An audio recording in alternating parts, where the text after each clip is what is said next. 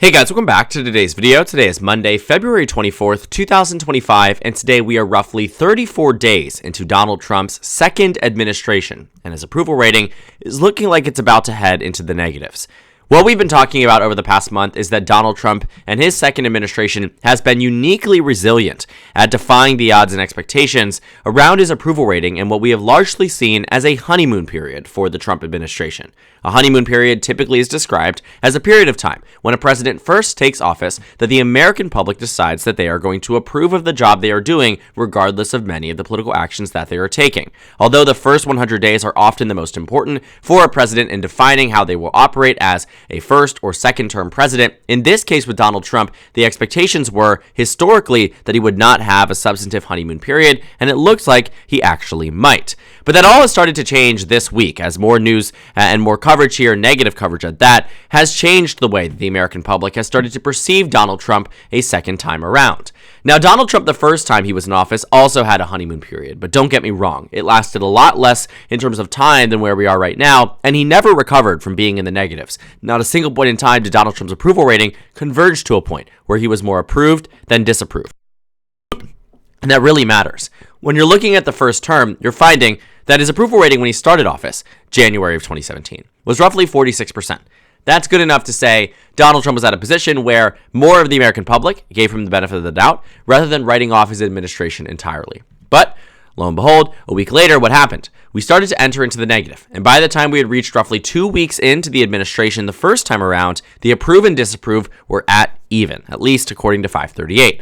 And then from then onward, there was not a single point in time where Donald Trump's approval rating recovered to the extent that he was approved of more than he was disapproved of, even throughout the 2020 election, throughout the COVID-19 pandemic, throughout, the height of 2019, all of it ended with Donald Trump at a 39% approval rating.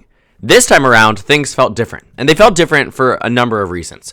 One, the election that Donald Trump was coming into was a lot more beneficial to him. He had won the popular vote for the Republican Party for the first time since George W. Bush in 2004, nearly 20 years before, and what had happened here was that Donald Trump's electoral mandate had also expanded not only on the popular vote margin, but he won back every single swing state he won in 2016, and then flipped Nevada, which hadn't gone for a Republican since, guess, 2004. And so looking at Donald Trump's electoral mandate, combined with the fact that he was able to build out that popular vote margin and break a historical precedent that Democrats had consistently maintained the advantage in the popular vote. After all, Joe Biden defeated Donald Trump by roughly 5 points in the popular vote in 2020. So this was important.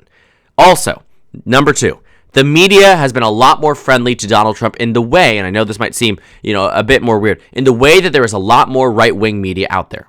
What I'm saying here is that you have people like Elon Musk who were pushing Donald Trump's narrative. People, from Joe Rogan to Elon Musk that had occupied spaces that previously would not have gotten involved in a presidential election, previously would not have been, as engaged or as tuned into the electorate. Now we're going to rallies for Trump, endorsing him publicly, doing all of these different things that were helping shape the narrative around Donald Trump. And honestly, you could see it too. You could see that in terms of favorability for Donald Trump, that he was at a point where he was narrowing it to a point that we had never seen before for the incumbent president. But things change when people start to realize that not everything you're doing is in line with what they had hoped you were going to do. And what I mean by that is, a lot of the actions that Donald Trump has made and a lot of the discussion around it, with Elon Musk being involved in the federal government as a senior advisor who has an organization, the Department of Government Efficiency, who is going in and shaking up different parts of the federal government, parts of, massive layoffs, massive firings, getting rid of IRS workers. I mean, we are seeing a near complete overhaul of the federal government, and the American public doesn't exactly want that. I think what we saw in 2024 was, a rejection, one, of the Biden administration. I think that can absolutely be seen, but also embracing some of the statements and the ideologies of Donald Trump and his campaign. But to the extent that I think everybody was on board with it, no, Donald Trump did not win the majority of the popular vote. On top of that, too, we also saw that Donald Trump was in a position and is in a position where the more overreach you do in the federal government, as someone who ran on being, more of a conservative, historically at least, have been more small government, less government intervention, you start to lose some of that base support. And you're starting to see the slippage happen now. Now, Donald Trump is still favored. His favorability rating is not so great, but when it comes down to approval rating, he still has a net approval. But the convergence point matters, because a month ago, he was +8 nationwide. January 24th, 2025, exactly a month ago today, we've seen an 8-point reduction in terms of support for Donald Trump. So, what does that mean for the 2025 year? What does this mean for Donald Trump's second administration? We could be seeing the end of Donald Trump's honeymoon period. And so looking back at 2017, it was this point in time that the Trump administration started to realize, and I know it was 14 days in, but there was a lot going on. And just as there is right now, a lot of people were talking about it and pushing back against some of the actions taken by the Trump admin. And we started to see that negatively impact the Republican Party, negatively impact Donald Trump. And what we saw as soon as April 2017, then candidate Jon Ossoff would narrow a district that went to the Secretary of Health and Human Services. I think it was HHS, might not have been. Tom Price, I remember his name though. He held that race, and I didn't have a YouTube channel then, but I still remember following the race.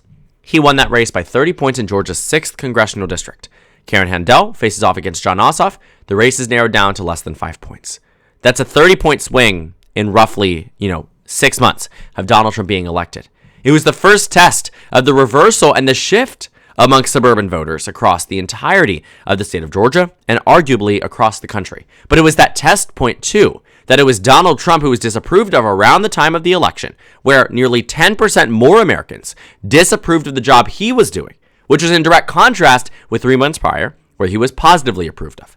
The honeymoon period ended and never came back. We also saw this happen for Joe Biden. Joe Biden wasn't alone in the way that the American public viewed him over his course of his presidency. He did, however, enjoy the fact that his honeymoon period lasted for 6 months.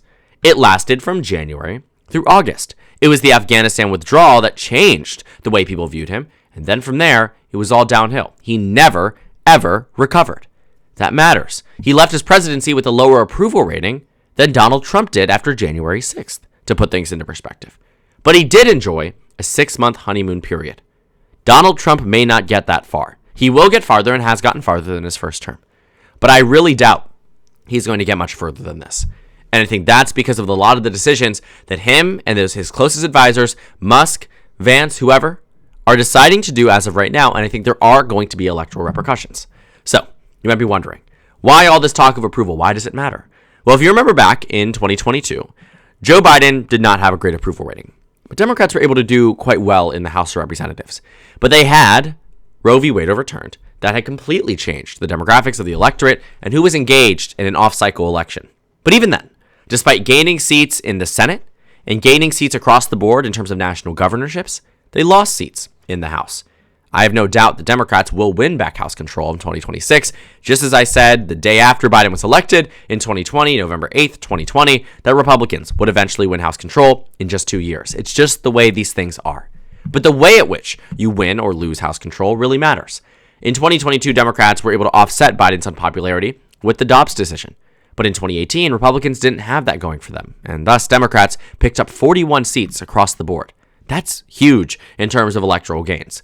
Democrats 4 years prior had hit their lowest point of the 21st century at 188 seats. Republicans at 247. 247 4 years later, they're now below 200. These things swing back and forth. And Donald Trump's approval rating right now, I don't even think is enough to maintain the House majority for the Republican Party nationwide. Another thing we'll talk about a little bit later, or maybe tomorrow, is that we saw Donald Trump's pollster, Fabrizio. Tony Fabrizio does all the polls for the Trump campaign. Went back to the districts that were swing districts in the 2026 election, and not only on the congressional level, but also on the presidential level. But just to give you a bit of insight as to how competitive they were, almost all these districts here were found on the entire list. Arizona's 1st is there. Arizona's 6th is there. Keep going down. California 13. California 45. They're all here. They're all here as districts that are, indicative of a swing set of circumstance, but also have a lot of Republican incumbents. Republicans won the 6th district by 3. 1st district by 4. Those are competitive seats that could go under next cycle. So, what do they say right now? Donald Trump's disapproval rating is higher than his approval rating.